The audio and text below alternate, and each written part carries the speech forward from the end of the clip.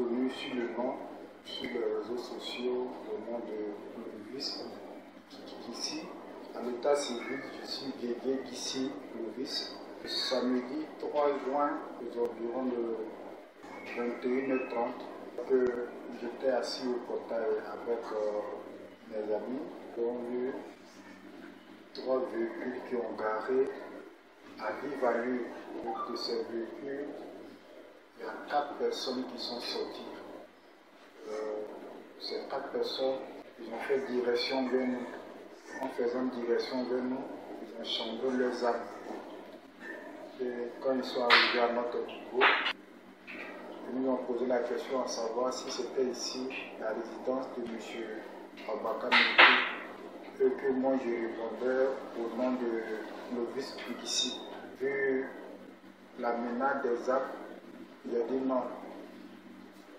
Automatiquement, il y a un qui était parmi ces 4 qui sont descendus, qui se nomme, que j'ai pu bien identifier, qui se nomme M. Zialo Séraphin, qui est le grand frère au mari de Mme Bimer, qui est aussi collaborateur de Mme Bimer.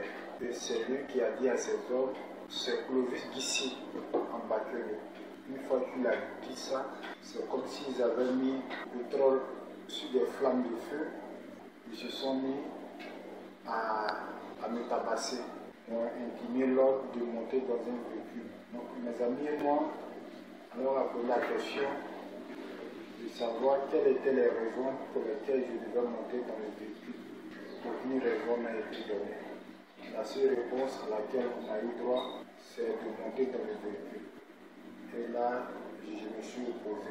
Je leur ai demandé forcément de me donner la raison. Ils n'ont pas voulu me donner de raison. Mes amis qui essayaient de venir à mon aide ont été arrêtés. 3 autres qui sont descendus de d'autres véhicules. Et ils ne pouvaient pas arriver à céder à la scène où les choses se déroulaient. Donc ils étaient seul dans les mains de mes ravisseurs. Ces derniers ont commencé à me bastonner. Ces derniers ont commencé à me tabasser. Ils m'ont tiré du niveau de la clôture jusqu'au niveau de leur véhicule. Ils ont voulu me faire monter de force dans le coffre de l'un de ces véhicules. Je me suis opposé. Je me suis débattu comme je pouvais. Je me suis approché à eux. Et là, je pouvais recevoir, en moins de 1 minute, je pouvais recevoir près de 20 coups dans tous les sens, sur tous les parties de mon corps. Alors, Claude Ogoro, qui est l'époux de Mme Bimer, voyant que ces hommes n'arrivaient pas à m'embarquer, il est descendu de son véhicule.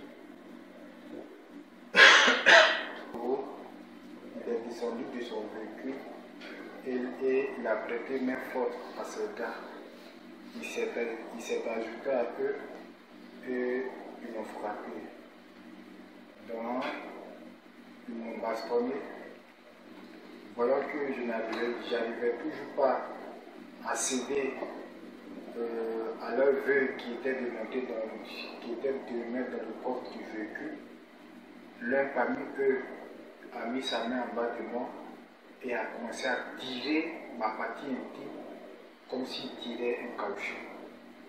Et là, j'ai commencé à hurler et les riverains se sont approchés. Vu que c'est une vidéo et que je ne sais pas où c'est la vidéo, donc je ne peux pas montrer la partie intime. Ok, c'est normal. Sinon, en réalité, la partie intime a été tirée, c'est-à-dire les testicules avec le pénis. Les 3 ont été tirés à plusieurs reprises. Et quand j'ai commencé à hurler, les riverains sont venus massivement.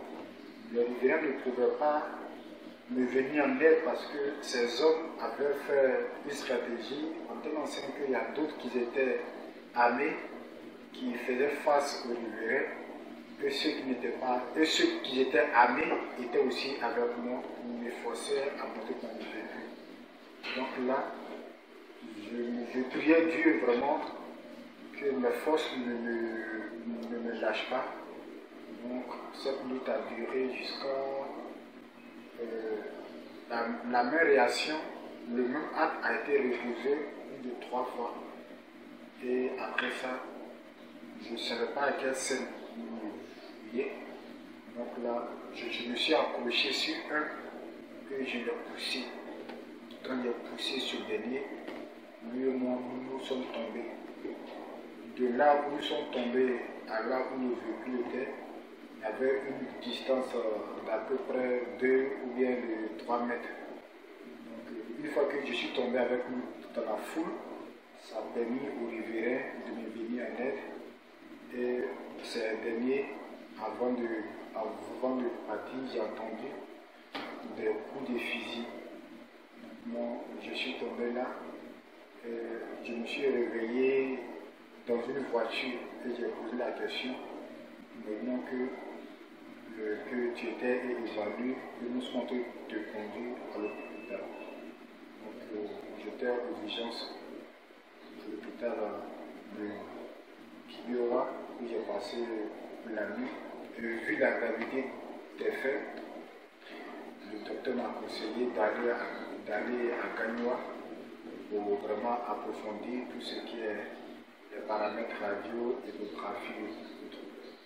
Donc il faut dire voici un peu ce que s'est réellement passé, les vrais faits de ce qui s'est passé le samedi 3 juin 2023 à 21h au domicile de M. Abakar Moukété, qui est candidat déclaré à la course des élections municipales du 2 septembre prochain. Où je vis toujours les séquelles de cette attaque. Vous me voyez, je ne peux plus porter de dessous, je ne peux plus marcher correctement parce que la partie intime a été véritablement touchée. Je n'arrive même pas, il n'y a pas d'élection en tant qu'homme. Tout cela, ça me fait mal. La poitrine, tout me fait mal. Donc voici un peu les faits qui se sont passés le samedi 3. Selon vous, qu'est-ce qui pourrait expliquer réellement cet état de fait venant de Madame le maire? Je ne pourrais répondre à cette question avec exactitude, mais 2 jours après cet horrible événement, on aurait appris que Madame le maire, elle a même écrit dans une journal où elle dit qu'elle aurait envoyé ses hommes à lui donner une convocation dont on m'a jamais fait cas, une convocation que je n'ai pas vue physiquement, une convocation dont les traces n'ont jamais été retrouvées de manière officielle, une convocation à ma grande surprise qu'on donne avec un cortège de plus de 3 véhicules, une convocation qu'on donne avec des hommes qu'on a pu armer de fusils et autres, une convocation qu'on donne avec la présence du mari de Madame le maire, une convocation qu'on donne à 2 heures tardives. Alors voici un peu ce qui explique cette tentative d'enterrement et d'agression de Madame le maire. Je le dis parce que ce sont des choses qu'elle a eu à rapporter dans des journaux, qu'elle a eu à rapporter sur Facebook. En aucun cas, mes ravisseurs m'ont informé qu'il s'agissait d'une convocation. D'ailleurs, est-ce qu'une convocation se donne par la nuit?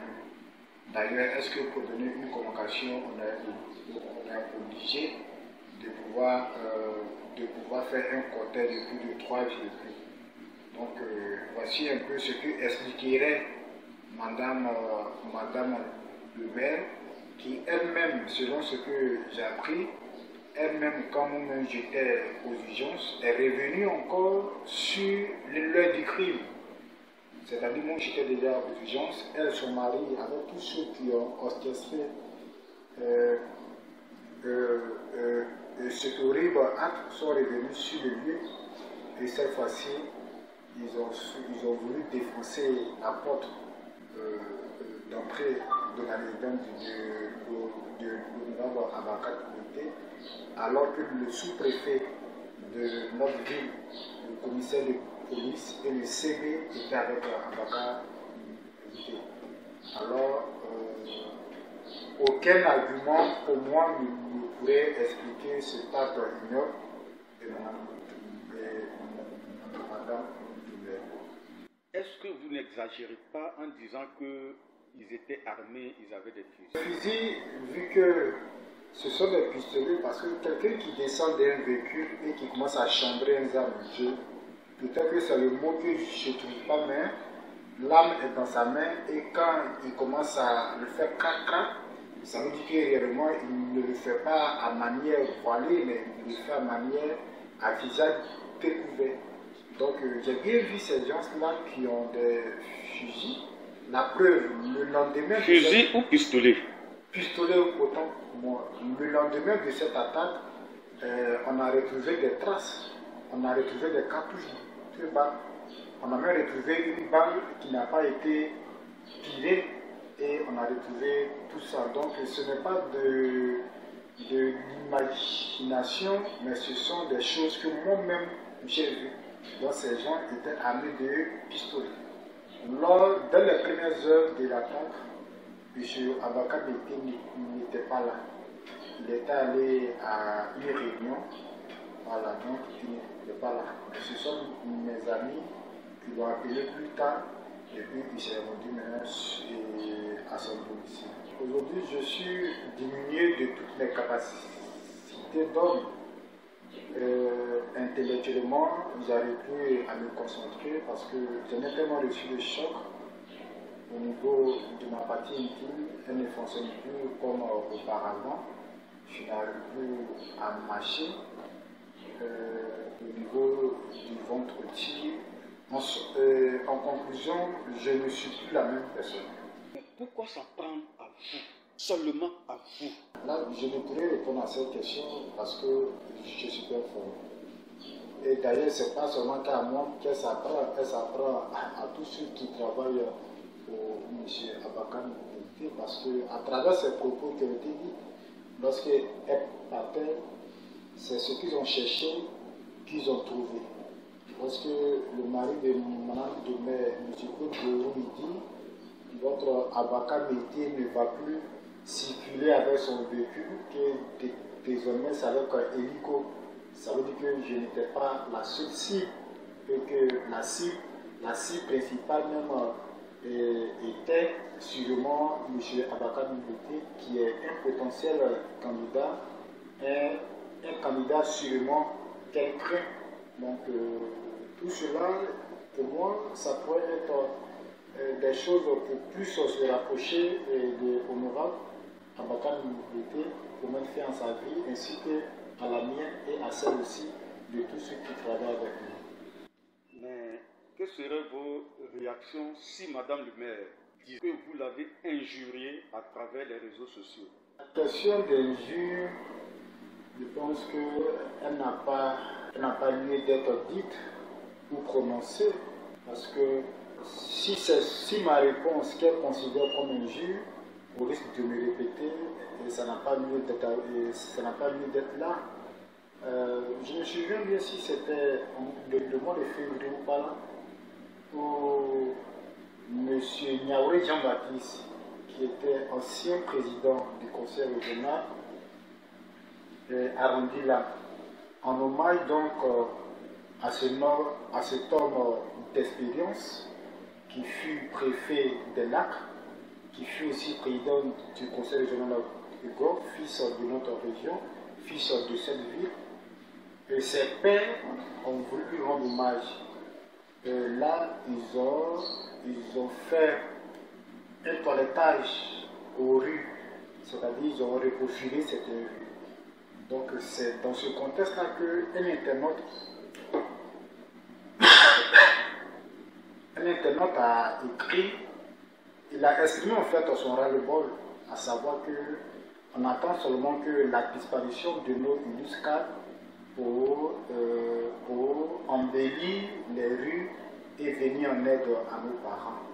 Et qu'il ne comprend pas pourquoi est-ce que la mairie peut attendre à ce que les gens mouraient avant de faire ce genre de choses. Et vu que moi je suis jeune, je suis natif de cette ville, alors toute question touchant le côté développement a aussi besoin que moi aussi je puisse aussi intervenir. C'est dans ce sens que je suis intervenu en disant avec une condition. Il paraît que, quand on dit en français, il paraît que ce n'est pas avec exactitude, c'est quelque chose qu'on dit en étant soi-même, en n'étant pas assuré à 100% que la chose provient de X ou bien de Y. C'est dans ce contexte-là que j'ai dit non. Il se pourrait que ce soit le conseil régional qui aurait fait le toilettage des rues et tout ce qui est là. Et à ma grande surprise, maintenant le maire a fait un commentaire dont j'ai les captures d'écran. Donc, un commentaire où elle m'a dénigré en tant que fille de cette région. À savoir que moi, je suis diplômé et que je ne fais que suivre M. Abakan Mété qui était vendeur de division. M. Abakan Mété qui est un faussaire. M. Abakan Mété qui est un minable et que moi, tôt ou tard, elle mourra. En bon français, quand on dit à quelqu'un tôt ou tard, j'autouré, en droit pénal, c'est une menace. Et ce tôt ou tard, ça veut dire que c'est une menace de mort. Et ce tôt ou tard, si quelque chose arrive à X personnes, on va conclure que c'est la personne qui a écrit ou bien qui a dit la menace, c'est elle qui est responsable. Alors, elle m'a injurié. Et c'est là, moi, je lui ai tout simplement rappelé. Elle allait encore plus loin en disant que c'est moi qui suis le mari, la femme de M. Abakan. Ça veut dire qu'elle me traite de pédé. Elle m'a traité, pardon, de pédé.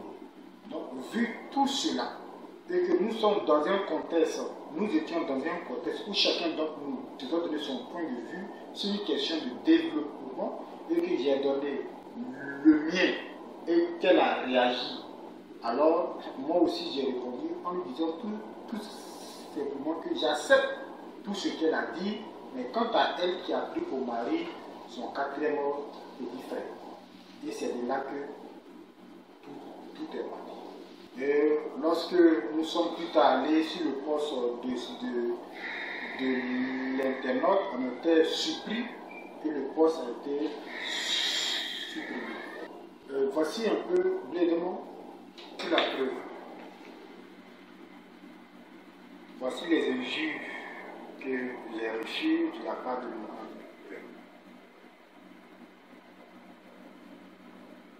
Attends.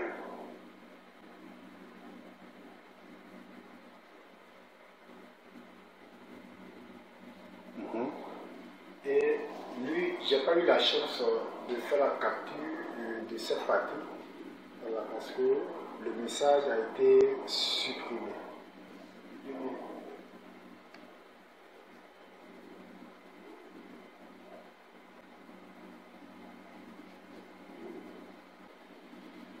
En somme, voici ce que Madame le maire appelle l'injure.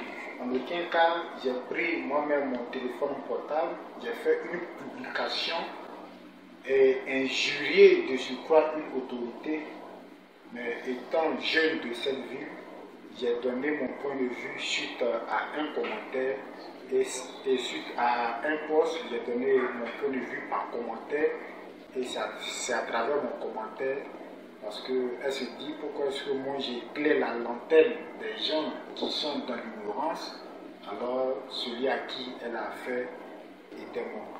Donc voici un peu la genèse et la genèse de ce qui pourrait peut-être, comme vous-même vous l'avez posé en question, ce qui pourrait faire que le 3 juin, je sois attaqué. Je ne saurais indiquer cela dans le temps, mais je me rappelle que c'est bien en février que le conseil régional a fait le reprofilage des voix. Donc c'est dans cette période-là que moi j'ai eu à commenter le poste. Oui, auparavant, j'avais posé une plainte parce que j'avais eu écho qu'il y a des hommes qui étaient venus pour mon TV. J'avais posé une plainte. Donc c'est à la fois deux plaintes. Mais là, je n'avais pas encore le visage de la personne qui avait envoyé ces gens. Donc j'avais posé une plainte. Mais par contre, les rumeurs disaient que c'était elle. Vu que ce n'était pas matériel, on devait poser une plainte contre X personnes. Et c'est à la suite de l'incident, je suis allé rappeler aux autorités que la plainte que j'avais posée, en réalité, voici celle qui se cache derrière. Et j'ai amplifié cette plainte avec d'autres choses. Parce que la plainte a été portée où? À la police ici. La première plainte a été posée, mais une deuxième a été posée. Et cette deuxième prend en compte trois individus, à savoir Madame Demer pour menace publique, Madame Demer pour tentative d'enlèvement, Claude Gourou, qui est son mari, pour tentative d'enlèvement, coup et blessure, et M. Zialo Séraphin. Donc ces trois personnes, j'ai posé plainte contre ces trois personnes. Une carrière reçu de plainte, j'ai été convoqué pour pouvoir répondre à une plainte. En aucun cas, j'ai reçu une convocation pour me rendre dans un lieu pour pouvoir répondre à une convocation. Rien de tout ça. Les gens disent qu'ils sont venus me remettre une plainte, mais la plainte, moi, je ne l'ai jamais vue. Nous allons poursuivre cette affaire parce que là où on veut mettre fin à la vie d'un citoyen, ça veut dire que on ne veut pas accepter, on n'accepte pas de vivre dans une société où les critiques ont le droit d'être, où l'opinion des autres ont le droit d'être. Je rappelle que nous sommes dans une société où la liberté d'expression est le droit fondamental de chaque citoyen. Alors si on veut mettre fin à notre vie parce qu'on arrive à dire ce que les autres ne disent pas, dans de bons termes d'ailleurs, ça veut dire que quelque part d'autre, il y a quelque chose qui ne va pas. Donc nous allons poursuivre cette affaire et Dieu, dans sa grâce, cette affaire est dans les mains des autorités les plus compétentes en la matière. Donc on espère qu'on puisse aller combattre jusqu'au bout, afin que justice soit faite. Afin qu'à travers ce cadre, aucun autre acte se pose. Parce que nous sommes fils et filles de roi. Et ce qui est notre point commun, c'est notre vie. C'est la souffrance que vivent nos parents. C'est la vie de précarité que vivent nos parents. Ce sont ces mots que nous devons avoir en nous et non nous donner à des scènes où on veut mettre la fin à la vie de l'autre parce qu'il a tout simplement donné un point de vue avec beaucoup de conditions. Donc cette affaire est au risque de me répéter, cette affaire est dans les mains des juridictions les plus compétentes et je pense bien que justice sera faite. Je ne pourrais pas répondre pour les autres partis, mais concernant le groupe ABM dont le premier leader est M. Abakan Kité, au soir de l'attaque du samedi 3, je peux conclure que Mme Demer s'attaque aux candidats qu'elle voit qui sont plus farouches qu'elle, tant de permettre que ces personnes soient écartées. Donc voici un peu ce que je peux dire sur cette question. Je ne peux pas associer l'acte de Mme Demer à un grand parti qui est le RADP. Chaque chaque candidat du RADP a sa manière de voir les choses. Le candidat du RADP de Daloa, le candidat du RADP de Mans n'ont pas la même stratégie politique que Madame le maire. Mais par contre, ce que je peux dire, Madame le maire, en quantité et en qualité d'autorité, en tant qu'individu, s'attaque aux citoyens. Et non le RADP dans sa bonne forme. Sur les réseaux sociaux, on m'appelle Clovis Guissy. Le nom que ma mère m'a donné de ma naissance, c'est Guégué Guissy Clovis.